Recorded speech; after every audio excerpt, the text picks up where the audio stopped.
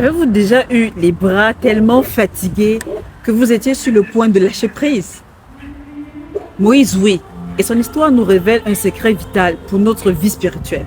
Aujourd'hui, les 3 lectures nous offrent un kit de survie pour tenir bon dans la foi. Dans la première lecture, ou du moins la première lecture nous parle du combat de Moïse et le pouvoir du soutien. C'est-à-dire, vous voyez l'image frappante là, quand Moïse lève les mains, Israël gagne. Quand il baisse les bras, l'ennemi avance, ainsi de suite.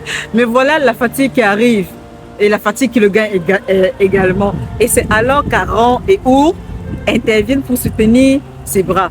Alors, comment allons-nous appliquer cette parole aujourd'hui dans nos vies?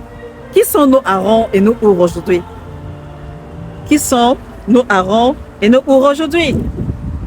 Dans nos épreuves, par exemple, l'ami qui nous envoie un message d'encouragement juste au bon moment, dans notre foi, la communauté paroissiale qui nous supporte ou qui nous porte quand nous doutons, ou des frères et sœurs qui prient pour nous. Ah, moi j'ai besoin de vos prières, mes frères et sœurs. J'ai besoin de vos prières. C'est un cri de cœur.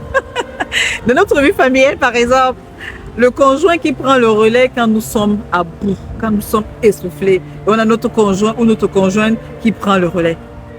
Quelle est la leçon que nous devons retenir de cette première lecture, donc cette parole? Selon moi, c'est que personne ne tient seul. Nous avons besoin les uns les autres. Osons demander de l'aide et sachons reconnaître quand quelqu'un a besoin de nous pour le soutenir ou bien pour l'aider à grandir.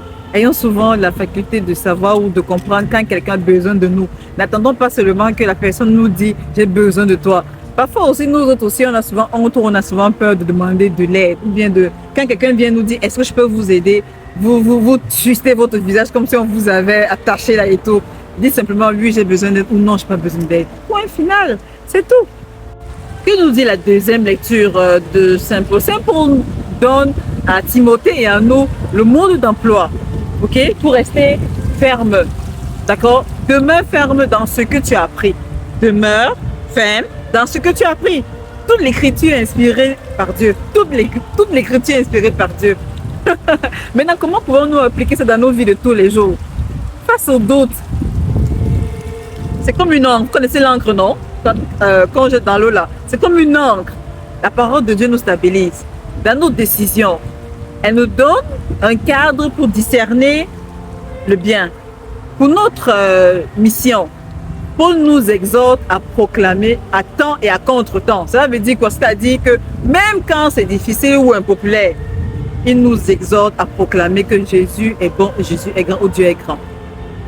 Moi, j'ai compris avec le temps que la parole n'est pas un livre ancien, mais une force vivante qui nous équipe pour le bien. Surtout en cette époque de confusion, elle est une boussole très, très, très importante. Très importante. Maintenant, passons à l'évangile. L'évangile nous parle de la persévérance dans la foi. Jésus nous montre cette veuve qui ne lâche rien face aux justes injustes. Sa persévérance finit par payer. Dans nos vies de nos jours, comment nous pouvons appliquer ça? Quand la prière semble sans réponse, continuons comme cette veuve. Quand la prière semble sans réponse. Face à l'injustice, n'acceptons pas le mal comme une fatalité. Dans l'épreuve, crions vers Dieu avec la même ténacité, même si c'est dur. Vous vous rappelez de cette parabole qui est une situation du livre de la Genèse où Jacob dit « Je ne te lâcherai pas, que tu m'aies béni ». Ça, c'est dans le livre de la Genèse 32, verset 27, sauf erreur de ma part. Il prononce ces mots pendant la nuit où il lutte avec un être mystérieux qui le frappe à la hanche. Même quand c'est difficile, même quand on voit du brouillard, ne lâchons pas, tenons ferme. Fermons les yeux, on serre les dents, tenons ferme. Dans cet épisode de Jacob que j'ai pris cet exemple est une lutte personnelle et de la persévérance à la recherche de la bénédiction divine. Maintenant, la question finale de Jésus est poignante. Quand il viendra, trouvera-t-il la foi sur la terre? Autrement dit, aurons-nous tenu bon jusqu'au bout? Ça, c'est la question. Maintenant, essayons de voir le lien entre les trois textes. Est-ce que vous voyez un peu le magnifique fil rouge? Dans la première lecture, Moïse nous montre la nécessité de la communauté. Dans la deuxième lecture, Paul nous donne l'arme de la parole de Dieu. Dans l'évangile, oui, Jésus nous enseigne la persévérance dans la prière. Donc quand on voit communauté, plus parole, plus prière, c'est égal à 3. Le trio gagnant pour mener le bon combat de la foi. Est-ce que j'ai essayé de résumer un peu? Bon, dans tous les cas, j'ai essayé. Frères et sœurs, en cette période où tout semble parfois vaciller, où la fatigue spirituelle nous guette, n'oublions pas, cherchons nos Aaron et Our, construisons des relations qui portent. Plongeons-nous dans la parole. Voyez, elle est notre nourriture et notre âme.